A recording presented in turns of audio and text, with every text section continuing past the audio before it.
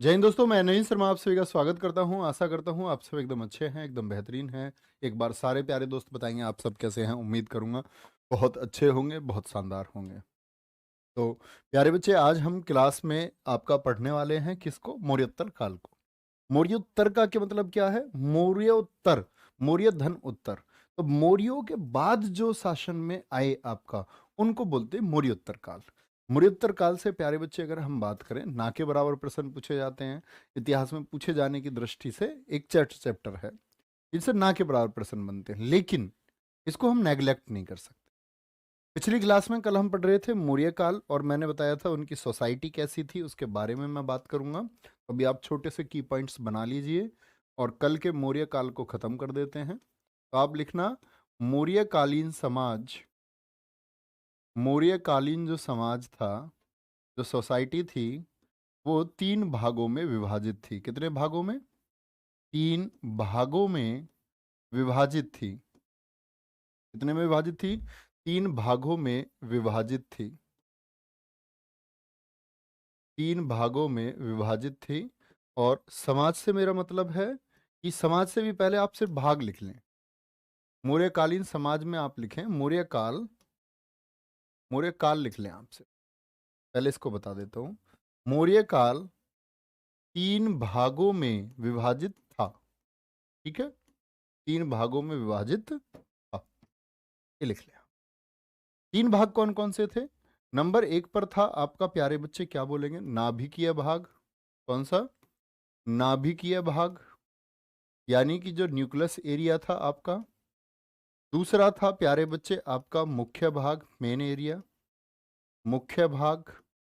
और तीसरा था प्यारे दोस्त आपका, तीसरा था दूरवर्ती क्षेत्र, यानी कि जो दूर वाला क्षेत्र था, दूरवर्ती क्षेत्र था। इन सब बातों का क्या मतलब है भैया, ध्यान से देखना। तो एक तो था जो आपका मगध था, पाटलिपुत्र वाला जो इलाका है, इसको इन्होंने माना क्या? नाभिकीय। जो बाहर सेंटर था, मगध के बाहर वाला, नियर बाई पाटलिपुत्र के पार का, इसको इन्होंने क्या कहा? इसको इन्होंने बोला आपका मुख्य भाग। और जो इससे दूर वाला क्षेत्र था भारतवर्ष में, उसको इन्होंने कहा दूरवर्ती क्षेत्र। क्या बोलेंगे? उसको दूरवर्ती क्षेत्र इन्होंने कहा। ठीक है, आगे चलते हैं। अगर मैं आपसे पूछूं इनका जो समाज था, समाज कैसा था? मातृ सत्तात्मक या पितृ सत्तात्मक? तो आप कहेंगे पितृ सत्तात्मक था। अब मैं एक बार आपसे बोलूं प्यारे बच्चे कि ऐसा कौन सा समाज था जो मातृ सत्तात्मक था? आप एक बार बताएंगे वो कौन सा समाज मैंने आपको बताया? तो मौर्यकालीन समाज कैसा था आपका? आप कहेंगे प्यारे बच्चे वो पितृसत्तात्मक था। जो इनकी भाषा है, क्या बोलेंगे? भाषा इनके यहाँ संस्कृत भी थी शुरुआती दौर में। किसमें? शुरुआती दौर में। फिर आपका प्राकृत भी हुई। अब आप समझ सकते हैं प्राकृत भाषा किसकी थी? जैनियों की थी। और जैन को किसने अपना लिया था? जैन धर्म को चंद्रगुप्त मौर्य ने अपना लिया। तो चंद्रगुप्त मौर्य जब राजा जिसको अपनाएगा, तो वही भाषा क्या है? आमजन में फैलेगी। दरबार ही जिस भाषा को अपना रहा है, तो प्राकृत हो गई तब। लेकिन उसके बाद में फिर पाली। पाली मैंने बोला था ये बौद्ध धर्म की थी। और सम्राट अशोक जो थे, सम्राट अशोक ने इसे राजकीय भाषा भी घोषित किया था। क्या बोलेंगे? राजकीय भाषा घोषित किया। तो याद रख लेना, मौर्य काल में वह कौन सा शासक था जिसने पाली को क्या कर दिया? एक ऑफिशियल बनाया। क्या बोलेंगे? ऑफिशियल बनाया। बहुत बढ़िया। सिंधु घाटी सभ्यता मात्र सत्तात्मक थी। सभी बच्चों का आंसर आ रहा, आईबीसी, इंडस वैली सिविलाइजेशन। बहुत बढ़िया। तो पाली भाषा को किसको स्टेट लैंग्वेज किसने बनाया? ऑफिशियल किसने किया था? अशोक ने। तो ये इनकी भाषा थी। ठीक है, ये याद रखेंगे। अच्छा, मैं अगर बात करूं इनकी जो करेंसी थी, इनकी जो मुद्रा थी, उसका नाम था पर्ण। क्या थी? करेंसी इनकी पर्ण थी। तो याद रखेंगे इस बात को। और प्यारे बच्चे यहीं पर इनके अधिकारियों का वर्णन आता है। जो ऑफिसर्स थे, जो ऑफिसर्स थे, जो अधिकारियों के बारे में। अब इनके अधिकारी कौन थे भैया? तो इनके अधिकारी चंद्रगुप्त मौर्य के समय से थे। चंद्रगुप्त मौर्य ने अधिकारी किनको रखा, कौन से वर्ग अधिकारियों के बनाए? तो जो आचार्य चाणक्य जी ने उनसे कहे ये अधिकारी होना चाहिए इस वर्ग का, उसी तरह तो कुछ क्वेश्चन पूछे जाते हैं प्यारे बच्चे यहाँ से अधिकारियों के वर्णन से मौर्य समाज से। और अधिकारियों का वर्णन क्या है ध्यान से देख लेना। इसमें सबसे इंपॉर्टेंट आता है, एक होता था इनका अधिकारी सीताध्यक्ष, नाम भी क्या था, अंग्रेजी में भी सीताध्यक्ष ही बोलेंगे, सीताध्यक्ष। ये सीताध्यक्ष क्या काम करता था प्यारे बच्चे? इसका काम होता था सीताध्यक्ष का कि राजकीय भूमि से जो आय प्राप्त होती थी, राजकीय भूमि से प्राप्त आय, राजकीय भूमि से जो प्राप्त आय थी, उस प्राप्त आय को हम कहते हैं सीता। जो आय होती थी भूमि से उसको क्या बोलते थे? सीता। जरूर याद रख लेना, सीता का अधिकारी था ये। यानी जो आय होगी आपकी, जो उपज का हिस्सा होगा, जो टैक्स आएगा उपजाऊ भूमि से, उसका अधिकारी कौन होता था? तो सीता भूमि का सीताध्यक्ष होता था। कौन होता था? सीताध्यक्ष। और प्यारे बच्चे ऐसे ही होता था एक समाहर्ता। समाहर्ता अधिकारी जो था, इसका क्या काम था? ये देखता था आपका राजस्व विभाग को। राजस्व विभाग जानते हैं? तो हिंदी में सुनना रेवेन्यू, इंग्लिश में बोलेंगे रेवेन्यू, हिंदी में राजस्व विभाग। ऐसे ही सन्निधाता था। आपसे पूछेगा मौर्य काल में सन्निधाता का क्या कार्य था, तो आप लिखना मौर्य काल में सन्निधाता ये फंड को देखता था, कोषाध्यक्ष। राजाओं के पास कोष होते थे, उसमें सोने चांदी जवाहरात मुद्रा भंडार ये सब होता था। ठीक है, क्या बोलेंगे? सन्निधाता। अब आगे आता था, एक होता था प्रदेष्टा। प्रदेष्टा, प्रदेष्टा क्या देखता था? ये फौजदारी, फौजदारी विभाग का प्रमुख था, फौजदारी विभाग का। ठीक है। और एक था आपका ऐसा ही अधिकारी धर्मस्य, धर्मस्य अधिकारी था जिसको हम व्यवहारी भी बोलते हैं। ये कौन से मामले देखता था? ये दीवानी विभाग का प्रमुख था। किसका? दीवानी विभाग। अब आपके दिमाग में एक प्रश्न आएगा, भैया फौजदारी विभाग और दीवानी विभाग क्या होते हैं? ठीक है, फौजदारी। तो प्यारे बच्चे आपका जब लड़ाई झगड़ा होगा किसी से तो आपके मुकदमे होंगे, और जो कोर्ट प्रोसीजर होता है समझना, उसमें दो तरह के मामले होते हैं। जो दीवानी विभाग है ये जमीन संबंधी विवाद होते हैं, जैसे आपके प्लॉट पे किसी ने कब्जा कर लिया, ठीक है, जमीन संबंधी मामले होते हैं, विवाद होते हैं। आपके प्लॉट पे किसी ने कब्जा कर लिया, आपकी जगह किसी ने घेर ली, रास्ता घेर लिया, आपका घर घेर लिया, तो इनमें क्या है, इनमें कोर्ट कभी भी आपको सजा ना सुना करके जमीनी रूप की कार्रवाई करता है, यानी दंड सुनाता है। वो दंड पैसे के रूप में होता है। लेकिन फौजदारी विभाग क्या होते हैं? इनको बोलते हैं हम, क्या होते हैं, जो आपके अन्य मुकदमे जैसे हत्या हो गया, लूट हो गया, चोरी हो गया, डकैती हो गया आदि जो मामले हैं, उनके लिए फौजदारी विभाग होता है। अब आसान से शब्दों में, जो बच्चा थोड़ा लैंग्वेज, जो कोर्ट कभी गया हो, आप कभी कोर्ट में जाएंगे तो रहेगा डिस्ट्रिक्ट एंड सेशन कोर्ट। क्या होता है? ये लिखना मत, ऐसे ही समझना। जब आप कभी कोर्ट में जाएं तो वहां लिख रहा होगा डिस्ट्रिक्ट एंड सेशन कोर्ट। हर हर जिले में यही लिखा होता है, कहीं भी आप जाएंगे तो डिस्ट्रिक्ट का मतलब क्या होता है? जिला, जिला एवं सत्र न्यायालय।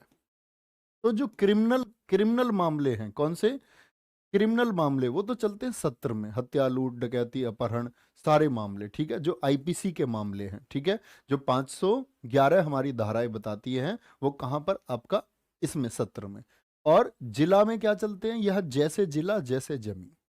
तो डिस्ट्रिक्ट कोर्ट के मामले जितने भी हैं आप समझ सकते हैं कि वो होते थे सारे हमारे किसमें? धर्मस्य के अधिकार में। समझ गए बात को? और प्यारे बच्चे यहां पर आप देखेंगे प्रदेष्टा, वो फौजदारी विभाग को, तो कहेंगे हत्या लूट चोरी हो गया। ये बात याद रखेंगे। उम्मीद करूंगा एक एक शब्द आप लोगों को समझ में आ रहा होगा। एक होता था प्यारे बच्चे, इसमें प्रदेष्टा लिख लिया, धर्मस्य लिख लिया, भाई इतना ही काफी है। ठीक है, इतना काफी है, इतना याद रखें, कोई दिक्कत? भैया तीसरे नंबर को दोबारा बता दो। तीसरा नंबर मैंने बोल दिया आपको, सन्निधाता होता था कोष का, फंड का अध्यक्ष, राजा के जो पैसे मुद्रा भंडार होता था ना, जैसे आज हमारा मुद्रा भंडार कहाँ है, रिजर्व बैंक ऑफ इंडिया, तो उसको लीड करने के लिए है ना रिजर्व बैंक के गवर्नर, तो इनका अपना बैंक, राजा का जो बैंक था उसको डील करता था, तो इसको बोलते हैं एक कोषाध्यक्ष था, ठीक है। इसको जो पैसे, सारे पैसे का रखता था, ये तो टैक्स को इकट्ठा करने वाला हो गया, अन्य सोर्स जितने भी थे, ये जमीन के टैक्स को रखने वाला, इकट्ठा करने वाला हो गया। ये सब पैसा इकट्ठा होकर के कहाँ जाता है, जितना भी पैसा इकट्ठा होता है वो कोष में जाता है हमेशा, ठीक है, राजकोष जिसको हम बोलते हैं, और जो राजकोष को संभालते हैं वो कोषाध्यक्ष। अब एक बच्चे ने बड़ा अच्छा प्रश्न किया है, नाम है कपिल, ठीक है। कपिल कह रहे हैं सर ये मौर्य साम्राज्य के बाद में मौर्योत्तर काल आया, तो मौर्य साम्राज्य का तो अंत हुआ होगा ना, तो मौर्य साम्राज्य का अंत क्यों हुआ, जानो। मौर्य साम्राज्य का अंत इसीलिए हुआ प्यारे बच्चे, क्योंकि मौर्यों ने कौन से धर्म को अपना लिया था। अब आप सोचे, मैं आपके सोचने की शक्ति को मजबूत करता हूं। आप कहेंगे भैया मौर्यों ने बौद्ध धर्म को अपनाया या जैन धर्म को। अगर चंद्रगुप्त मौर्य की बात करते हैं तो जैन धर्म को अपनाया, तो जैन धर्म क्या बताता है, अहिंसा।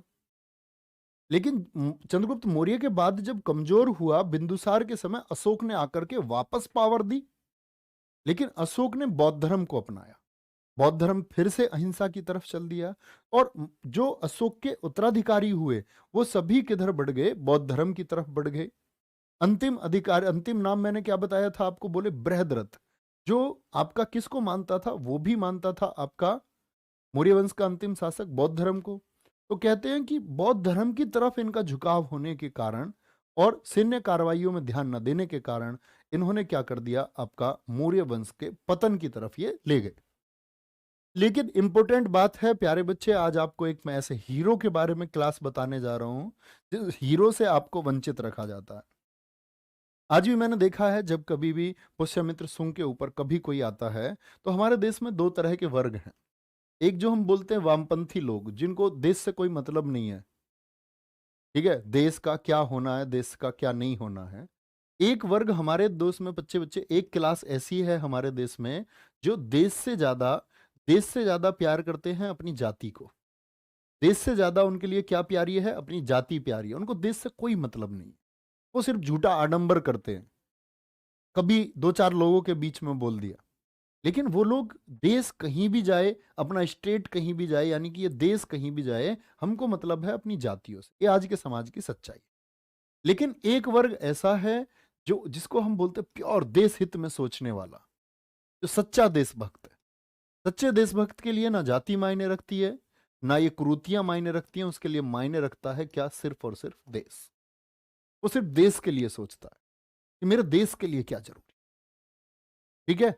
वो कभी देश के लिए कोई चीज आती है तो उसमें वो फिर कमियां नहीं निकालता, वो अपने इनपुट्स नहीं देता है कि ऐसा होता ऐसा होता। जैसे हमारे धर्म की, अगर हमारे देश की बात करें, हमारे देश की बात करें, तो हमारे देश में अगर प्यारे बच्चे सिकंदर आया, समझे, हमारे देश में अगर सिकंदर आया, तो क्या हमको इसको नहीं रोकना चाहिए, बोलो एक बार यस कि नो। आप कहेंगे भैया रोकना चाहिए, ठीक है। हमारे देश में प्यारे बच्चे अगर ईरानी आए तो रोकने चाहिए थे या नहीं रोकने चाहिए थे, बिल्कुल रोकने चाहिए भैया। हमारे देश में अगर हिंद यवन शासक आए, हमारे देश में शक आए, पहलव आए, कुषाण आए, तो ये रुकने चाहिए थे या नहीं रुकने चाहिए थे। आप कहेंगे भैया यस, इनका देश में प्रवेश नहीं होना चाहिए था। हमारे देश में अगर अरबी आए, तुर्क आए, तो क्या इनको हमारे देश में आना चाहिए था, यस और नो। आप कहेंगे भैया नो, नो मीन्स नो, कोई अधिकार नहीं है। ये बात अलग है कि उन्होंने अपनी तलवारों के दम पर जीता, हम लोग अपने आप को बांटे हुए, एक दूसरे से अलग, अपने हितों को आगे रखते हुए हम लोग बटे हुए, सब लोगों ने आकर के हम पर राज किया। अंग्रेज आए, डच आए, डेनिस आए, क्या इनको आना चाहिए था, क्या आना तो इनको चाहिए था, क्योंकि इन्होंने देखा ये भारतीय कमजोर हैं, ये बटे हुए लोग हैं। लेकिन बात है क्या सच में इनके आने से हमको क्या मिला। आज आप देखो, देश में एक वर्ग है, देश में एक ऐसा वर्ग है, मैंने माना ये बौद्ध लोग हैं। अच्छी बात है, ये अपना जीवन यापन करते हैं, बहुत अच्छी बात है। आज देश में बौद्ध हैं, जैन हैं, आज देश में सभी लोग हैं। लेकिन जो लोग शांति से रहें तो बहुत अच्छी बात है। मुस्लिम है हमारे देश में, सभी अगर बाहर से जो लोग आए, जो आक्रमणकारी थे वो गलत थे। लेकिन एक व्यक्ति जो बहुत अच्छा जीवन जीता है, जो सच्चा देशभक्त है, वो बेहतर इंसान है देश के लिए, देश की तरक्की में योगदान करता है, अगर बहुत बेहतर इंसान है तो। अब यह इंपॉर्टेंट बात है, तो देश में प्यारे बच्चे जब आपका मौर्य था, चंद्रगुप्त मौर्य, तो देश में कौन लोग बहुत ज्यादा बने? जैन लोग। अशोक के टाइम पे कौन लोग ज्यादा बने? बौद्ध लोग ज्यादा बने। इनकी संख्या बहुत बढ़ गई, हद से ज्यादा इनकी संख्या बढ़ गई। तो आप सोचो, जो ये सनातन हिंदू धर्म है, जो ये सनातन है, जो धर्म है हमारा, जो हमेशा से चला आ रहा था, तो क्या यही लोग सब हिंदू नहीं थे? सीधी सी बात है, हिंदू थे। अब जो हिंदू लोग हैं उसी से जैन बने, उसी से बौद्ध बने। ईसाई लोग आए, ईसाई मशीनरियों ने, जो गरीब लोग थे हिंदुओं के, उनको पैसे दे दे करके उनको ईसाइयत में बदलवाया। मुस्लिम देखें आप, मुस्लिम आक्रमणकारी औरंगजेब जैसे लोगों ने क्या किया? लोगों पर अत्याचार किए, बोले जो लोग इस्लाम नहीं स्वीकार करेंगे तो गर्दन धड़ से अलग कर दी जाएगी। सब लोग हिंदू थे। तो आप लोग इतनी बात समझ रखे हैं, मतलब कि आप समझ सकते हैं कि इनकी संख्या में कमी आई। तो अभी तक यहां तक समझते हैं, जब अरब और आक्रमण पर आएंगे, जब अंग्रेज आएंगे, तो मैं ईसाइयत का प्रचार प्रसार बताऊंगा किस तरह से हुआ। यहां पर प्यारे बच्चे इंपॉर्टेंट बात है कि मौर्य और अशोक की वजह से देश में किनकी संख्या बढ़ गई? जैन और बौद्ध लोगों की संख्या बढ़ गई। ऐसे में ही उदय होता है एक शक्ति का, और उस शक्ति का नाम है सुंग वंश। बड़े ध्यान से समझ लेना, बड़े ध्यान से समझना प्यारे बच्चे। सुंग वंश ये किसके बाद आया है? मौर्य वंश के बाद में। तो इसको हम बोलते हैं मौर्योत्तर काल। क्या बोलेंगे? मौर्योत्तर काल। सर, इंडिया में बौद्ध धर्म बहुत ज्यादा क्यों नहीं पनपा, जबकि पड़ोसी देशों में बहुत ज्यादा? अमनदीप कह रहे हैं, नहीं, राजवीर सिंह कह रहे हैं, सर जी हम भी बौद्ध हैं। हाँ, हो सकते हैं। आप में से बहुत सारे बच्चे, देखो मेरी क्लास को आप अगर समझो, तो आप सिर्फ ये समझना कि मैं बोलना क्या चाह रहा हूं। अगर कल को मुझसे किसी बच्चे ने ये बोला कि भैया जी आप ऐसे डायरेक्ट हिट करते हैं हम लोगों को, तो मैं देश को सेंटर में रख के बात करूंगा, जो भी करूंगा, ठीक है? आप लोग कभी भी मेरी भावनाओं से आहत ना हो, उसके लिए मैं पहले ही हाथ जोड़ लेता हूं आप लोगों से, कि आप ये ना समझे कि मैं ये कह रहा हूं। मैं आपको पॉलिटिकल रीजंस बताऊंगा, क्या कारण थे। तो सुंग वंश आते हैं, इसने मौर्य वंश के अंतिम शासक की हत्या करके सुंग वंश की स्थापना की। मौर्य वंश का अंतिम शासक कौन है? बृहद्रथ। बृहद्रथ। सुंग वंश को हम बोलते हैं ब्राह्मण साम्राज्य। क्या बोलते हैं? ब्राह्मण साम्राज्य बोलते हैं। जिसकी स्थापना किसने की थी? पुष्यमित्र सुंग ने। पुष्यमित्र सुंग, जिनका शासनकाल रहा था आपका 36 वर्षों का। 36 ईयर्स। क्या बोलोगे? 36 वर्षों का। राजधानी थी इनकी मध्य प्रदेश विदिशा। राजभाषा इनकी संस्कृत थी। इन्होंने अशोक के 84,000 स्तूपों को तुड़वा दिया। ये क्या बात हुई? बृहद्रथ की हत्या भी कर दी और सुंग वंश की स्थापना भी कर दी। कॉमन सी चीज है, अभी मैं बताऊंगा आप लोगों को। तो सुंग वंश किसने स्थापना की है आपकी? क्या बोलोगे? आपका भैया जी सुंग वंश की स्थापना की, फिर ब्राह्मण साम्राज्य की स्थापना की। और संस्थापक कौन है? पुष्यमित्र सुंग है। राजधानी विदिशा है। राजभाषा संस्कृत थी अशोक के। प्यारे बच्चे, ये पुष्यमित्र सुंग है कौन? अगर मैं बोलूं ये वो व्यक्ति है हमारे देश का, ये वो सितारा है, ये हमारे देश का वो सितारा है जिसने इस सनातन धर्म की रक्षा की है। और इसके खिलाफ में जो लोग बोलेंगे ना, जो ये बोलेंगे नहीं भैया ऐसा नहीं है, नहीं भैया वैसा नहीं है, आपको सिनेरियो समझना होगा। हमारा देश, अगर मैं बोलूं कि आज शायद सारे लोग कन्वर्ट हो गए होते, लेकिन इसकी एक नेगेटिविटी मैं बोलूं आपसे कि भैया देश में तो औरंगजेब जैसे लोगों का, इतने आताताई लोगों का शासन रहा, तब सारे हिंदू नहीं खत्म हो पाए। तो ये कैसे? तो तलवार के दम से ज्यादा प्यारे बच्चे विचार प्रभावित करते हैं। और बौद्ध धर्म जो एक अच्छा धर्म है, उसकी तरफ लोगों का प्रभाव बहुत बढ़ रहा था। जैन धर्म की तरफ भी इसी तरह बढ़ रहा था। ध्यान से समझना, ये पुष्यमित्र संघ कौन है? ये सेनापति था।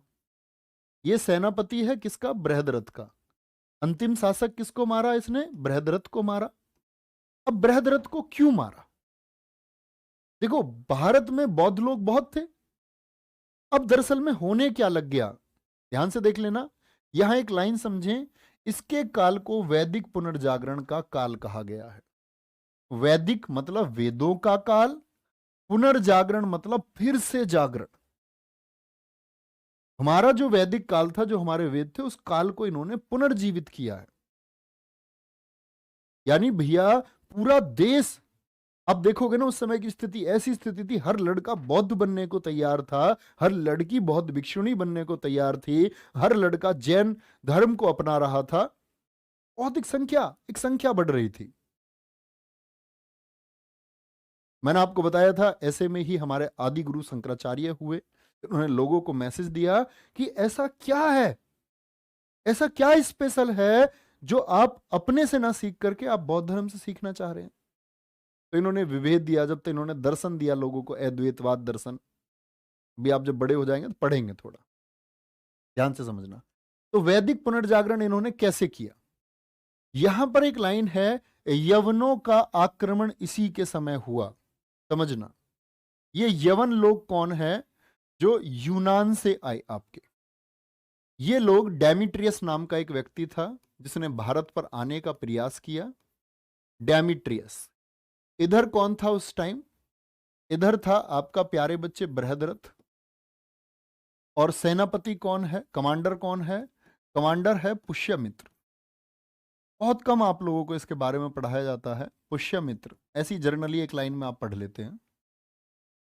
तो ये डेमिट्रियस ने चाल चली कि ये जितने भी बौद्ध भिक्षु हैं, बौद्ध मठों में रहते थे, बौद्ध मठों में ये लोग रहते थे, तो इसने धीरे धीरे अपने सैनिक इन बौद्ध मठों में भेजने शुरू कर दिए, जो बौद्ध भिक्षु के रूप में रहते थे।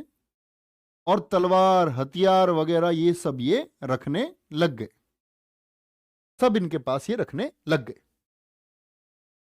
ठीक है, अब ध्यान से समझना। अब इन मठों में कौन आ गए? बौद्ध मठों में। ये बौद्ध इन लोगों को क्यों रख रहे थे भैया? क्योंकि बौद्धों से प्रॉमिस किया गया कि हमारे शासक जो है ना, ये बौद्ध धर्म को अपनाएंगे। सोचो, यूनान तक बौद्ध धर्म पहुंचेगा। हिंद यवन जब शासक ही अपना लेंगे, इतने शक्तिशाली शासक, तो कहते हैं कि बौद्ध ये लोग बहकावे में आ गए, उस समय के लोग। एनेरियो समझना, ये मत बोलने लगना कि भैया बौद्ध अच्छे होते हैं। मैं नहीं कह रहा, मैं कह रहा हूं दुनिया में हर व्यक्ति बहुत अच्छा है, लेकिन इन बौद्धों ने जो इनको ये जगह दी, हिंदुस्तान के खिलाफ दी, ये गलत हुआ। ऐसे में ये खबर पहुंचती है पुष्यमित्र सुंग को। इन्होंने सूचित किया बृहद्रथ को कि ऐसे ऐसे प्रक्रिया चल रही है। बृहद्रथ ने बोला कि चलो जो होगा देखा जाएगा, जो होगा देखा जाएगा।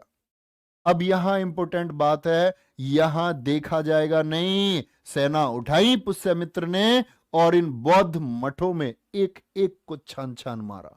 सैनिकों को पकड़ा गया और यहां पर ये जो यवन सैनिक थे, जो विदेशी सैनिक थे, इन यवन सैनिकों को मैं पढ़ाऊंगा, यवनों के बारे में आपको सब कुछ। यवन सैनिकों को यहां खड़ा किया, बोले हमारे देश की इज्जत पर नजर डालोगे, गर्दन कलम, गर्दन कलम, सबकी गर्दन कलम कर दी गई। इस समय एक झूठा, जो मैंने बोला श्रीलंका का ग्रंथ है दिव्यदान, उसमें कहा गया कि पुष्यमित्र सुंग पर लोगों ने बोला कि इसने निग्रोथ जैनियों को पकड़वाया, इसने बौद्ध लोगों को पकड़वाया और बौद्धों की गर्दन इसने कटवाई। इसलिए कटवाई क्योंकि तुम हमारे देश में क्या कर रहे हो। झूठी बात है। इसने गर्दन कटवाई किन लोगों की? जो भारत के खिलाफ थे।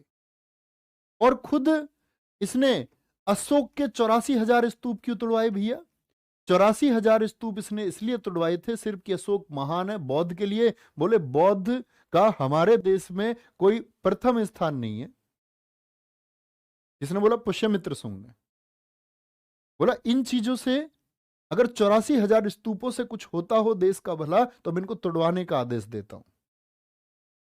अगर स्तूप शांति में ये लोग ऐसा मैसेज दे रहे हैं कि धर्म की स्थापना के लिए ये देश में लोगों को, विदेशियों को एंटर करा रहे हैं, ऐसी ताकतों को जो देश को नुकसान पहुंचाएंगी, तो मैं ऐसे स्तूपों को तोड़वाता हूं। ये आदेश तब के हैं। अब इंपॉर्टेंट बात है कि भैया क्या ये बौद्ध धर्म के विरोध में था? नहीं, खुद बनवाया है भरहूत स्तूप। अगर सबको तोड़वाता ना प्यारे बच्चे, सांची के स्तूप का सौंदर्यीकरण पुष्यमित्र सुंग ने स्वयं कराया है। भरहूत स्तूप खुद बनवाया है, खुद काम किया है इन्होंने। तो आप बोले पुष्यमित्र सुंग ने देश को यहां से बचाया, बृहद्रथ की हत्या कर दी। ऐसे कमजोर शासक की मेरी नजर में बहुत अच्छी हत्या हुई। तो यवनों का आक्रमण इसी के समय हुआ। भरहूत स्तूप का निर्माण किसने कराया? पुष्यमित्र सुंग ने स्वयं कराया था। ठीक है, कोई दिक्कत? बोलेंगे आगे। सर जी, बौद्ध संगति का क्या मतलब होता है? गुलशन कुमार, बेटा पढ़ना बस की नहीं है तो पढ़ाई छोड़ दो। मैं बार बार अपनी क्लास में बताता हूं, रेगुलर पढ़ाई करो। बौद्ध संगति हम अब से 8-6 क्लास पहले बता चुके हैं, वहां कर लो प्लीज। यवनों का आक्रमण कौन शासक था यूनान से? डेमीट्रियस था। इसके दरबार में, किसके? पुष्यमित्र सुंग जी के दरबार में पतंजलि रहते थे, जिन्होंने योग शास्त्र लिखा है। समझ रहे? पतंजलि जैसे महान व्यक्ति कहां रहते थे? पुष्यमित्र सुंग के दरबार में रहते थे। योग शास्त्र लिखा एवं महाभाष्य भी लिखा। योग शास्त्र किसकी रचना है? ये आपकी पतंजलि की है। महाभाष्य किसकी? पतंजलि की। जो महाभाष्य नहीं, महाभाष्य है, सॉरी, इसको सही कर लेना थोड़ा भैया। जो महाभाष्य पाणिनि के अष्टाध्यायी से लिखा गया है। क्या बोलेंगे? पाणिनि के अष्टाध्यायी से लिखा गया है। ठीक है, अब एक बात बताओ आप ही लोग, मैं आपसे एक छोटा सा स्टेटमेंट लेना चाहूंगा सभी लोगों से। आदिगुरु संगाचार्य के बारे में प्यारे बच्चे मैं आपको विशेष रूप से पढ़ाऊंगा, निश्चिंत रहिए। ये जो भारत है, इसकी एक विशिष्ट पहचान है। ये प्यारे बच्चे नेशन के रूप में जाना जाए, समझना। मैं आपसे बोलूं जय दादा परशुराम, और हम सारे अलग हैं, हम एक विशेष लोग हैं, देश कुछ नहीं है। हमारे लिए दादा परशुराम पहले हैं, ब्राह्मण जाति पहले है। मेरा गलत थॉट हो जाए, मैं बोलूं जय राजपुताना, हम राजपूत विशेष हैं, हम अलग हैं, देश देश से हमें कोई फर्क नहीं पड़ता, गलत हो जाएगा। समझ रहे आप मेरी बात को? किसी भी चीज से मैं बोलूं जय गुर्जर समाज, हम लोग इकट्ठे हो गए, अलग हो गए, हम बोले जय, हम यदुवंशी अलग हो जाए, हम सब अलग हो जाए प्यारे बच्चे, हमारे चौधरी साहब जय जाट समाज अलग हो जाए, ये हम बोले जय भीम, हम लोग खुद को अलग कर लें और हम लोग देश को भूल जाए। तो संरक्षण बहुत जरूरी है, हर जाति का विकास जरूरी है, समान रूप से जरूरी है, सबका सम्मान समान रूप से जरूरी है। लेकिन जब बात देश की आए तो हमें कोई सौदा नहीं करना चाहिए। आप जो लोग हैं ना, मैंने एक इंटरव्यू सुन रहा था, एक बहुत बड़े यूनिवर्सिटी के वाइस चांसलर, नाम है कुछ फराज फराज करके, पुष्यमित्र सुंग का नाम ठीक से नहीं ले पाया, ऐसे बोल रहा है, पता है क्या, वाइस चांसलर है यूनिवर्सिटी है। ऐसे मैंने इंटरव्यू सुना, बोल रहे कि एक शासक थे पशुमित्र सुंग ने बौद्धों की गर्दनें कटवा दी। क्या क्या लॉजिक यार, तुम लोगों को क्या मैसेज देना चाह रहे हो? तुम हमारे लोगों को बरगरा रहे हो कि देश में बगावत करें, बौद्धों को ये लगे कि ये देश सुरक्षित नहीं है। क्या हमारे देश में आज बौद्धों पर कोई आक्रमण होता है? करता है कोई? कोई नहीं करता। ये गलत मैसेज, लोग आपको बरगलाते हैं, बहुत सारे लोग ऐसे, उनको देश से कोई मतलब नहीं है, खुद चर्चाओं में रहने के लिए कुछ भी आपको समझाएंगे। आपको प्यारे बच्चे हमेशा तय करना होगा, देश सब प्रथम है, सब कुछ देश के बाद में आता है। Our priority should be our country, हमारी प्राथमिकता में रहना चाहिए। ठीक है, बहुत सारे लोग होंगे यार जिन्होंने जान दिया देश के लिए। भगत सिंह का क्या कोई लालच था? चंद्रशेखर आजाद को कोई लालच रहा है? खुद के लिए कर रहे थे। सुभाष चंद्र बोस ने खुद के लिए किया है। छत्रपति शिवाजी महाराज ने क्या स्वयं के लिए किया? न जाने कितने लोग रहे। आप लोगों को एजुकेशन दी भीमराव अंबेडकर जी ने, इस बात की दी कि आप देश को भूल जाए? नहीं, अपने अधिकार के लिए, और हमारा अधिकार में से एक हमारा देश के लिए प्रति कर्तव्य भी है। कर्तव्य भी हमको निभाने होंगे। तो आप हमेशा समझ लेना, देश प्राथमिकता पर है। देश के मामले में, देश के बारे में प्यारे बच्चे कोई समझौता नहीं किया जाएगा, कोई समझौता नहीं। अगर देश के खिलाफ उठने वाली कुछ और भी गर्दन होती है तो हम अहिंसा का मार्ग बिल्कुल नहीं अपनाएंगे। इसी अहिंसा ने हमको 800 साल गुलाम बनाया है। और अगर पूर्ण रूप से गुलाम आप देखोगे तो 1200 से लेकर के तो हम हुए ही हुए, 700 से हम गुलाम थे, 712 से। इसी अहिंसा ने, अगर हिंदुस्तान ने तलवारें उठाई होती, सारे हिंदुस्तान ने एकजुट होकर के तलवारें उठाई होती, तो इस दुनिया में प्यारे दोस्त कोई जगह नहीं थी। अगर ये हम सोचे, आप सोचे, अगर हिंदू इतने बड़े कौम, अगर हम लोग तलवारें उठाते और हम तलवारें उठा करके दुनिया में अगर चल देते, तो क्या ऐसी कोई जगह थी, ऐसा कोई स्थान था कि जहां हम लोगों को कन्वर्ट नहीं कर पाते? क्या हमारे भाइयों को कन्वर्ट नहीं किया गया? हम सब कुछ कर सकते थे। सबसे सहिष्णु इसीलिए कहा गया हिंदू को। लेकिन आप लोगों को बरगलाया जाता है, आप लोगों को बहकाया जाता है, और आप बहकावे में आते हैं और आप आते रहेंगे। ठीक है, वापस आएंगे। तो बात समझे, इसके दरबार में पतंजलि रहते थे। इन्होंने लिखा योग शास्त्र, महाभाष्य। महाभाष्य का मतलब था टीका, वेदों की टीका थी जिसमें वेदों की वाणी लिखी गई। चलो भाई, एक बच्चा कह रहा बड़ा अच्छा क्वेश्चन है, कह रहे नहीं जी, अंबेडकर जी ने तो देश से पहले जाति को माना था। अंबेडकर जी का एक स्टेटमेंट था, उन्होंने एक स्टेटमेंट दिया था, लेकिन उनके स्टेटमेंट की गहराई समझना। उनका एक स्टेटमेंट था, उन्होंने कहा था अगर देश में और दलित जाति में से किसी एक को चुनने की बात आए तो मैं दलित जाति को चुनूंगा। लेकिन उस स्टेटमेंट का एक बड़ा गहरा अर्थ है। उन्होंने दलित जाति को चुनने की बात इसलिए की क्योंकि देश में एक ऐसा वर्ग है जिसके ऊपर अत्याचार होता रहा। आप लोग नहीं करते क्या? खुद से सवाल करो, अपने घर जाके माता पिता से पूछो, क्या हम लोगों ने ये नहीं किया कि ये हमारे घर में नहीं आएगा, ये हमारे घर में नहीं बैठेगा? आज जाकर के वो चीजें खत्म हो रही हैं। ये जो नया यूथ है, ये बदलाव लेकर के आ रहा है। पहले लोग दोस्त तक नहीं बनाते थे भाई। तो भीमराव अंबेडकर जी ने कहा कि मैं दलित समर्थन इसलिए करता हूं क्योंकि एक वर्ग जो देश का नीचे है उसको ऊपर तो उठा के लाओ, सबके बराबर करो, सबके बराबर करो, तब देश परिभाषित होता है, और ये देश के लिए बहुत जरूरी है। मैं तो हमेशा छात्रों से ये कहता रहा हूं कि आप प्लीज, आप वो यंग यंग सीडी हो देश की, जो सब कुछ कर सकते हो, सारे परिवर्तन आप कर सकते हैं। आप तोड़ फेंको वो सारी दीवारें जो किसी लोगों के कहने से, लोगों के द्वारा पैदा की गई, हम लोगों के बीच, हम भारतीयों के बीच की जो दीवार है वो आप गिरा सकते हैं, तो गिरा दो। सोचना कैसा है? आगे आएंगे। नेक्स्ट, पतंजलि ने 2 अश्वमेघ यज्ञ कराए। ध्यान से देखेंगे क्या बोलेंगे। पतंजलि ने 2 अश्वमेघ यज्ञ कराए पुष्यमित्र सुंग के लिए। अब भैया अश्वमेघ क्या होता है? अश्व माने घोड़ा, मेघ। एक राजा एक घोड़ा छोड़ता था और बोलता था ये जहां तक मेरा घोड़ा जाएगा वहां तक मेरा सिंहासन है। और सिर्फ घोड़ा नहीं, कोई भी बांध लेता उसको, तो घोड़े के पीछे सेनाएं भी चलती थी। अगर तुम घोड़ा रोकोगे मेरा, तो मेरी सेना को तुमको जवाब देना पड़ेगा। आप कहते हो नहीं जी, यहां से घोड़ा आगे नहीं जाने देंगे, तो आपको भिड़ना होगा, अपना सामर्थ्य, अपना पौरुष तुमको दिखाना होगा, ताकत दिखानी होगी।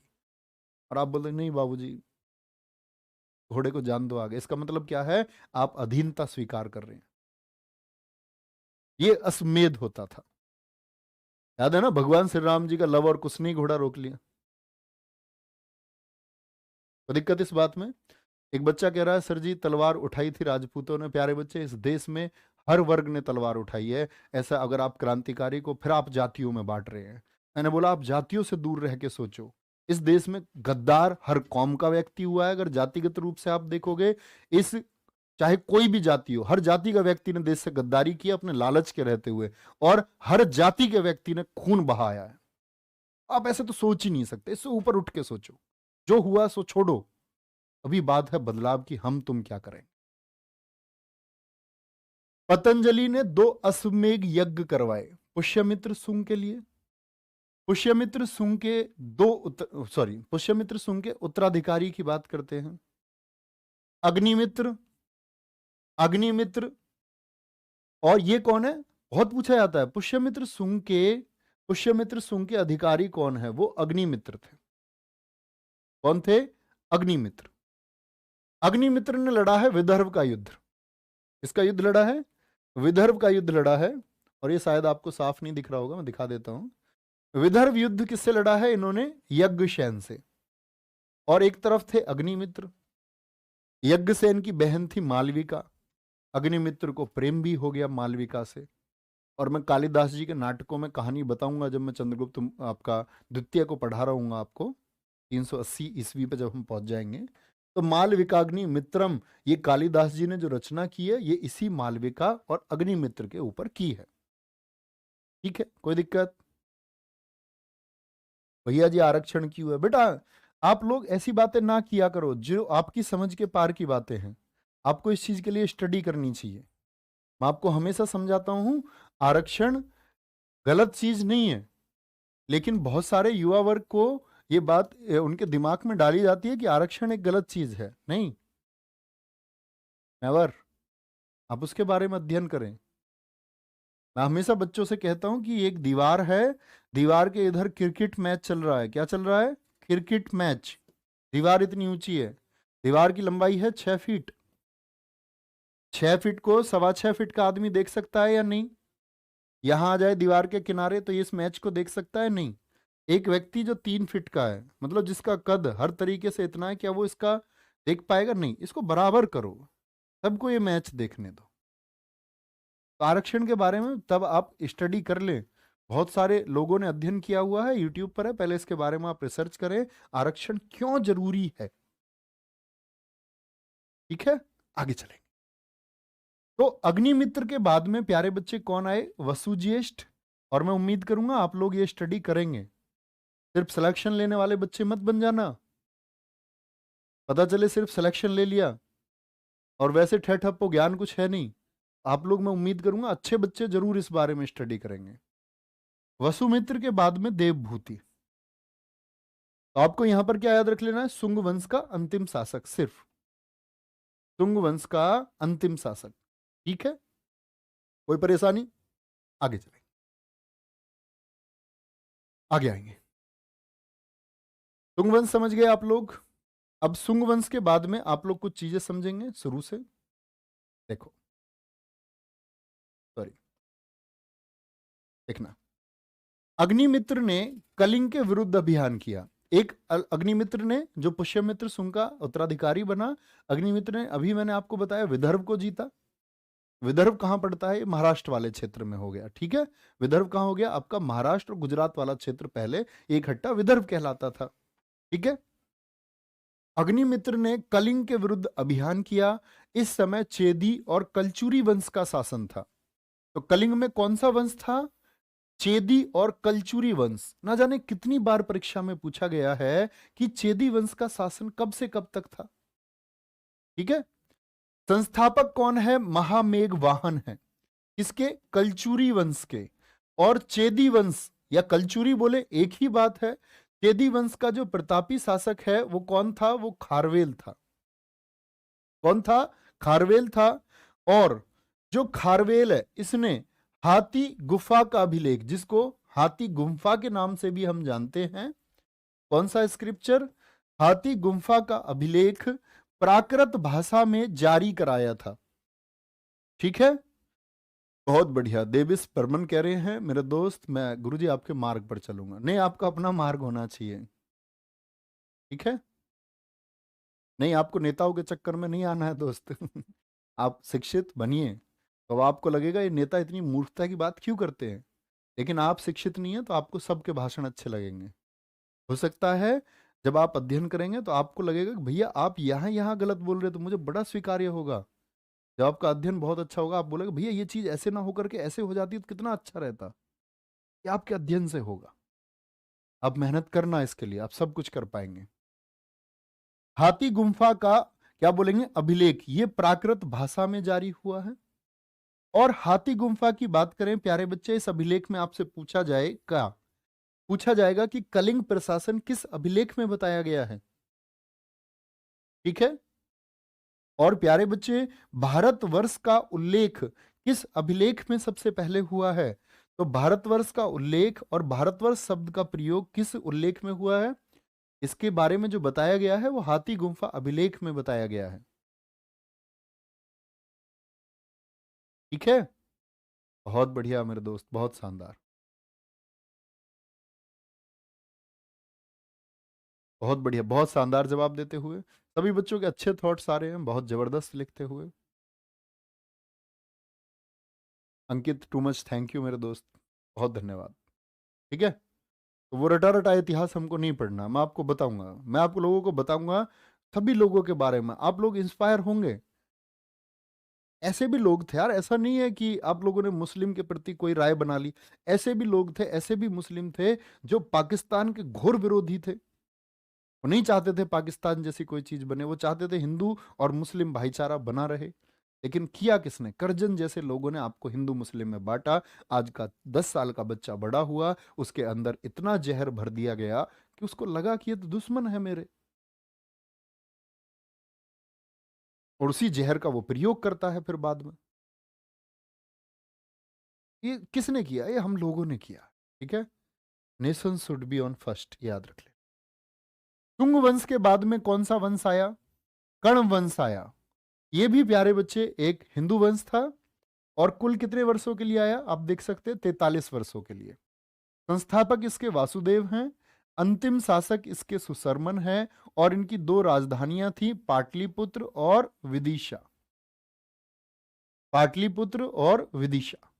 ठीक है, ये याद रखेंगे। बहुत छोटा सा है, और यहां से सिर्फ एक क्वेश्चन पूछा जाता है, कर्ण वंश के प्रथम शासक कौन थे, और कोई क्वेश्चन आता नहीं। ठीक है जी, आगे। फिर अगला वंश आता है हमारा आंध्र का सातवाहन वंश। जरूर याद रखेंगे।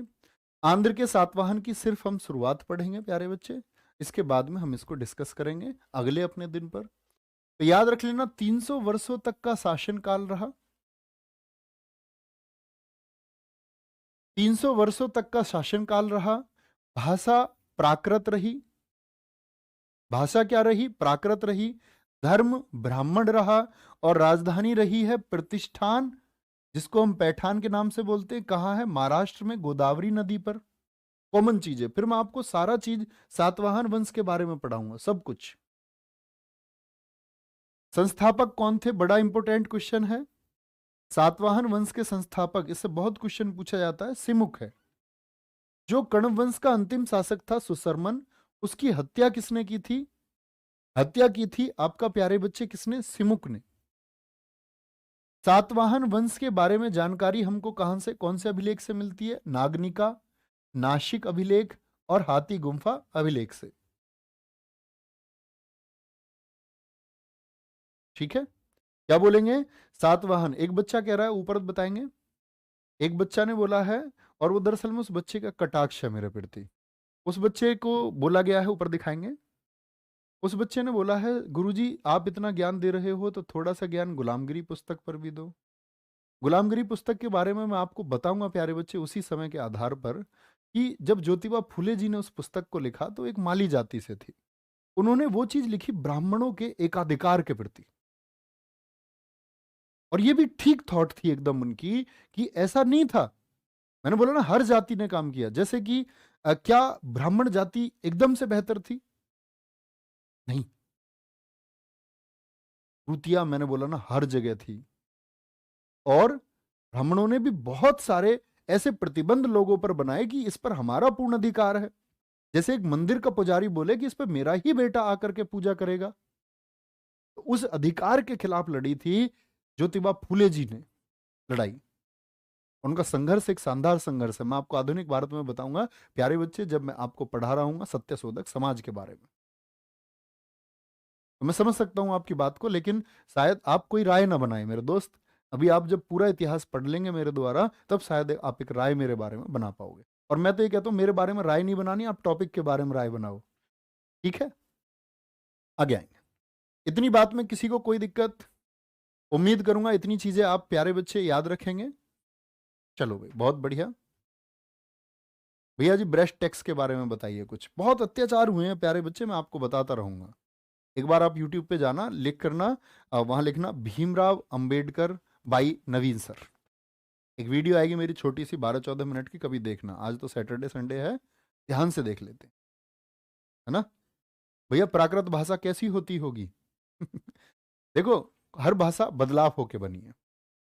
संस्कृत से मैं आपको कई बार बता चुका हूं, शब्दों को तोड़ते मरोड़ते हम यहां पर लेकर के आए हैं। जैसे तुमने देखी है ना नमस्ते लंदन, एक मूवी है, उसमें बोलता त्रिकोणमिति ट्रिग्नोमेट्री बना दिया, ज्यामिति का जियोमेट्री बना दिया। तो हर शब्द को तोड़ के भाषा परिवर्तित होती है। जैसे मैं बोलता हूँ ना, हमने अश्रु को आंसू बना दिया, आश्रय को हमने आसरा बना दिया, ठीक है। ऐसे बहुत सारे हमने बदले हैं शब्द। तो हर भाषा ऐसे ही बनती है। ऐसे प्राकृत से बदलाव होते होते आपका पाली से लेकर के आज की आधुनिक हिंदी आई है। ओके, चलो। भैया जी मध्यकालीन इतिहास में मुगलों को क्यों पढ़ाया जाता है? भैया क्वेश्चन आते हैं उससे आज भी, टाइट वालों से पूछो। मुझसे बड़ा शोर मचाते थे वो बच्चे, कहते थे भैया जी वो अब क्वेश्चन नहीं आते यूपी में, योगी महाराज हैं, अब क्वेश्चन नहीं पूछते, पिछले 3-4 सालों से क्वेश्चन नहीं आ रहे। मैंने बच्चों से बोला नहीं भैया पढ़ना, आप अत्याचार पढ़ो तो सही, आपको पता तो चले मुगलों ने क्या अत्याचार आपके ऊपर किए हैं। तो पढ़ोगे नहीं तो जानोगे कैसे? फिर लोग भूल जाएंगे हमारे, वो सोचेंगे, वो ये कहेंगे कल को भैया औरंगजेब तो कोई देवता था। जब पढ़ेंगे अत्याचारी था तभी तो पता चलेगा। और भैया सबसे इंपॉर्टेंट है क्वेश्चन आते हैं, और साथ में आपको ये ज्ञान होता है कि बाहर से जो शक्तियां आती हैं, आप जिनको आने देते हो ना बाहरी शक्तियों को, वो देश में क्या नाश करती हैं फिर, इसका ज्ञान भी होता है। और इस बार आगे पैट में क्वेश्चन मुगलों से भी आए। अब जिन बच्चों ने नहीं पढ़ा होगा इस चक्कर में, तो वो मारे गए। आपको देश के खिलाफ होने वाली नीतियों के खिलाफ होना है। आपको किसी धर्म के खिलाफ होना है ना जाति के खिलाफ होना। इसके खिलाफ बोलते to the nation for the nation. आपको जनता जितनी भी है, जितने भी आप स्टूडेंट हैं, आप युवा वर्ग है, तो आप देश के बारे में सोचिए, ठीक है। सर जी अश्वमेध यज्ञ को घोड़े से ही किया जाता था? हाँ जी, घोड़े से, इसीलिए नाम उसका नाम अश्व है, इसीलिए उसका नाम अश्व है, ठीक है, अश्वमेध। इतनी बात याद रखेंगे। सातवाहन वंश 300 वर्षों तक का शासनकाल, भाषा प्राकृत, धर्म ब्राह्मण, राजधानी इनकी महाराष्ट्र में प्रतिष्ठान में थी, संस्थापक सिमुख हैं, और सातवाहन वंश के बारे में जानकारी मिलती है हमको 3 अभिलेखों से। फिर इसके बारे आगे हम शुरू करेंगे अगली क्लास में। उम्मीद करूंगा अब तक जितना हुआ है, आज सैटरडे है प्यारे बच्चे, प्लीज आप लोगों से मेरी रिक्वेस्ट है कि आप लोग देखो, 3 बजे क्लास नहीं होती है आपकी, यूट्यूब वाली क्लास सैटरडे को नहीं होती है। तो वो आज का जो 1 घंटा है 3 से 4 वाला, उसमें तो आप जो मैंने यूट्यूब पे प्रैक्टिस सेट कराए हैं उनको रिवाइज कर लेना एक बार, बहुत शानदार है वो। और प्यारे बच्चे जो इतिहास में अब तक पढ़ाया है उसको भी 1 घंटा आप देना, जो मैंने अब तक लिखाया है। अगर बहुत मन से करते हो स्टोरी की तरह समझ में आ जाएगा, ठीक है। Thank you, bye bye, take care, जय हिंद, जय भारत, जय मां सरस्वती।